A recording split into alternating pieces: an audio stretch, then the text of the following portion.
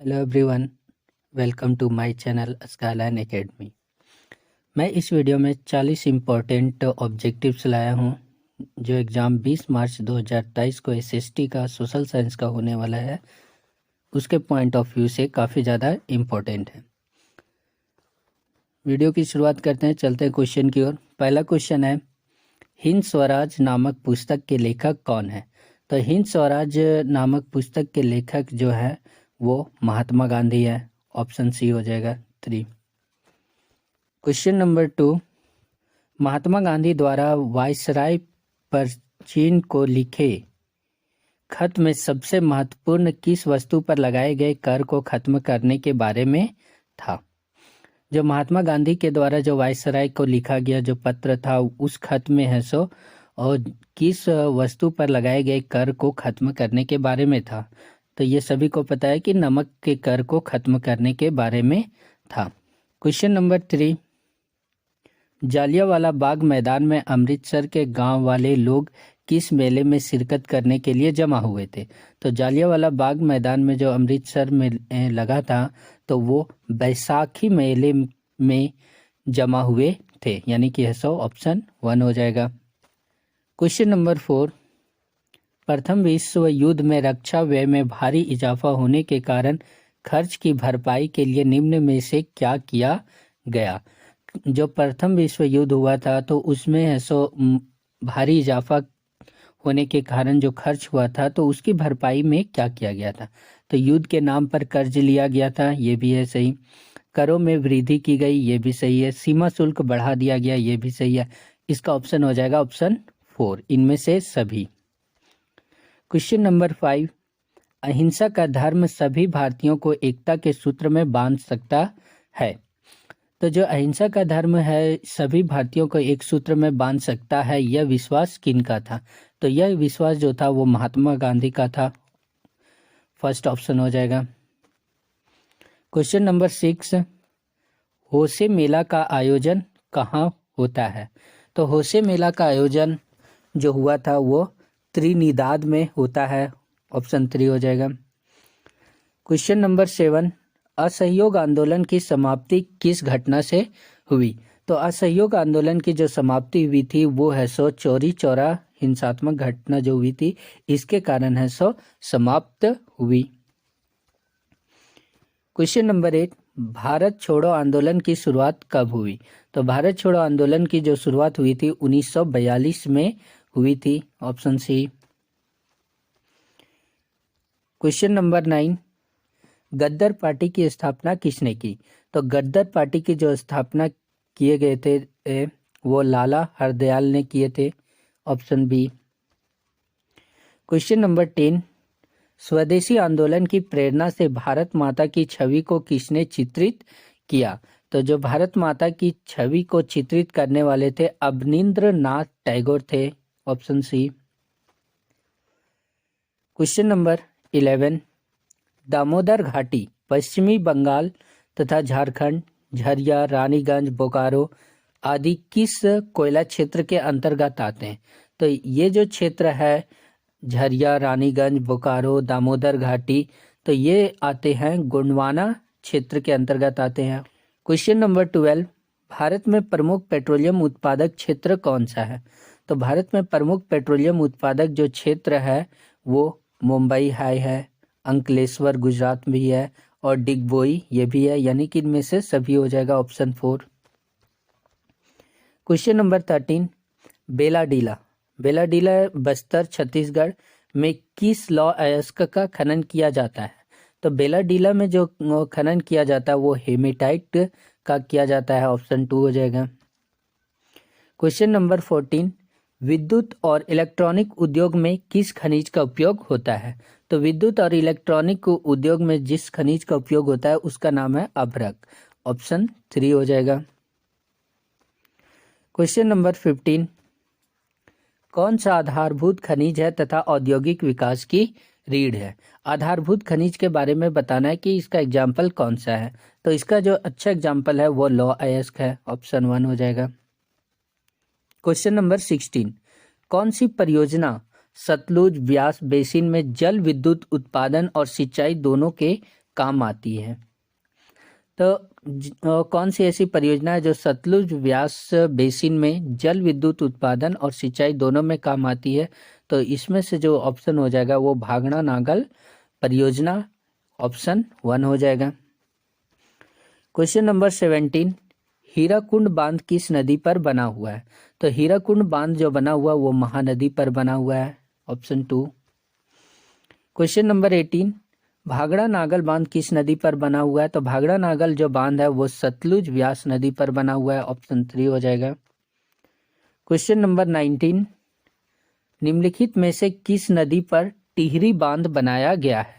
तो टिहरी बांध जो बनाया गया है वो भागीरथी नदी पर बनाया गया है, ऑप्शन 1 हो जाएगा।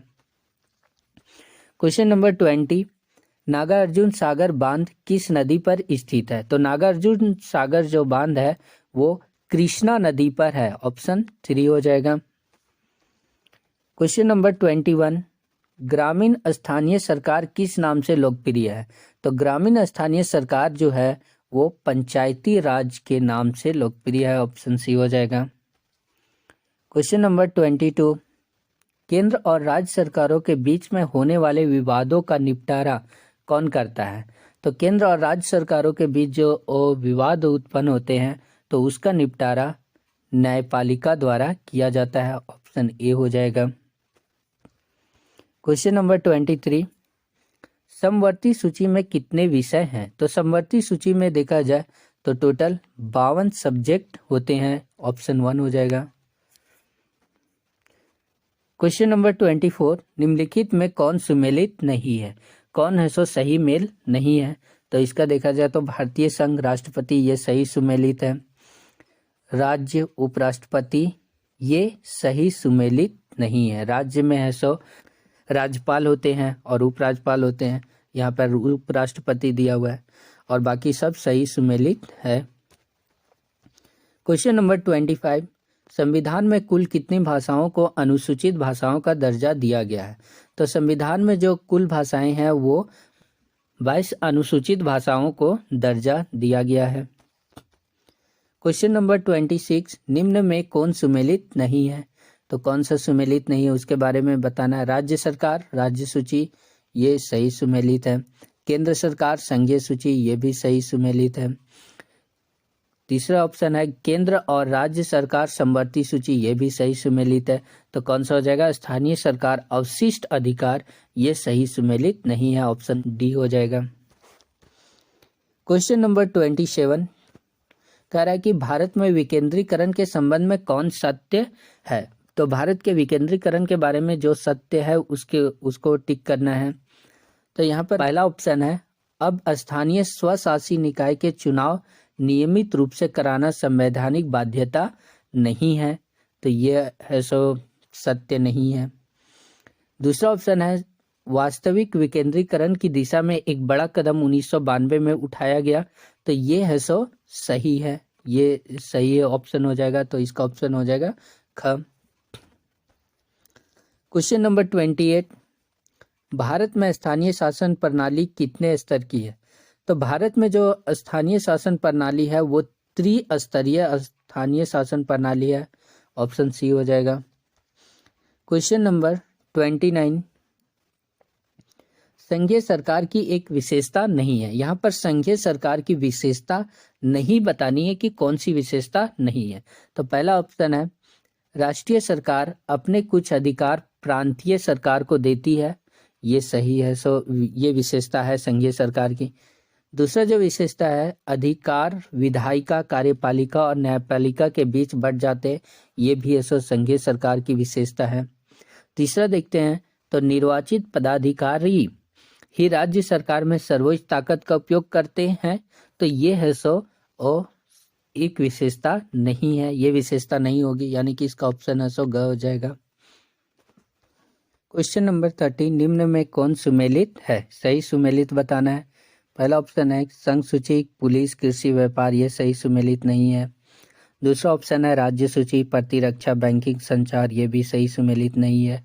तीसरा ऑप्शन है समवर्ती सूची, वन विवाह, उत्तराधिकार, ये सही है, तो इसका है सो ग हो जाएगा, यह आंसर यहाँ पर गलत है। नेक्स्ट क्वेश्चन है क्वेश्चन नंबर 31। विश्व बैंक की विश्व विकास रिपोर्ट 2017 के अनुसार जो रिपोर्ट तैयार किया गया था विश्व बैंक के विकास हेतु, तो वो क्या है? तो पहला ऑप्शन है कि वे देश जिनकी प्रति व्यक्ति आय $12,056 प्रति वर्ष या उससे अधिक है वे समृद्ध देश है, ये ऑप्शन सही है।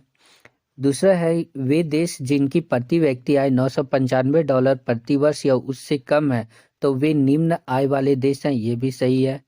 तीसरा ऑप्शन है क और ख दोनों सही है, तो इसका पहला ऑप्शन भी सही है, दूसरा ऑप्शन, तो इसका जो आंसर हो जाएगा ग हो जाएगा, तीसरा ऑप्शन हो जाएगा। Question number 33। इनमें से कौन भावी पीढ़ी के कल्याण की परिभाषित करता है? भावी पीढ़ी के कल्याण के बारे में कौन सी परिभाषा सही है? पहला ऑप्शन है कि आर्थिक विकास, दूसरा ऑप्शन है जीवन की गुणवत्ता, तीसरा ऑप्शन है धारणीय विकास और चौथा ऑप्शन है इनमें से कोई नहीं। तो इसका जो हो जाएगा ग हो जाएगा, धारणीय विकास हो जाएगा। Question number 34। तृतीयक क्षेत्र को क्षेत्रक के नाम से भी जाना जाता है, तो तृतीयक क्षेत्रक को सेवा क्षेत्रक के नाम से भी जाना जाता है, ऑप्शन बी हो जाएगा। Question number 35। जीडीपी का विस्तारित रूप निम्न में से कौन सा है? तो जीडीपी को है सो बोला गया है सकल घरेलू उत्पाद, ऑप्शन बी हो जाएगा। Question number 36। नरेगा 2005 राष्ट्रीय ग्रामीण रोजगार गारंटी अधिनियम 2005 के अनुसार सरकार द्वारा गारंटीकृत रोजगार के दिनों की संख्या है, तो कितने दिनों की? 100 दिनों की है, ऑप्शन ए हो जाएगा। Question number 37। सवेतन छुट्टी का प्रावधान किस क्षेत्रक में होता है? सवेतन छुट्टी का जो प्रावधान होता है वो संगठित क्षेत्रक में होता है, ख हो जाएगा इसका आंसर। Question number 38। हम किसी देश की प्रति व्यक्ति आय की गणना कैसे कर सकते हैं? इसके लिए है सो कुल आय को हम लोगों को डिवाइड करना होता है, कुल आय को कुल जनसंख्या से डिवाइड करना होता है, तो इसी से ऐसे क्या निकलता है? प्रति व्यक्ति आय निकाला जाता है। तो इसमें जो ऑप्शन हो जाएगा ये हो जाएगा ख, किसी देश की कुल आय को कुल जनसंख्या से भाग देकर है सो प्रति व्यक्ति आय निकाला जाता है। Question number 39। सतत विकास का उद्देश्य, सतत विकास का जो उद्देश्य है तो इसके लिए है सो विकास ऐसा होना चाहिए जो वर्तमान के लिए हो एवं आने वाले पीढ़ी दोनों के लिए हो, तो इसका ऑप्शन सी हो जाएगा। Question number 40। निम्नलिखित में से किस राज्य की साक्षरता दर सबसे अधिक है?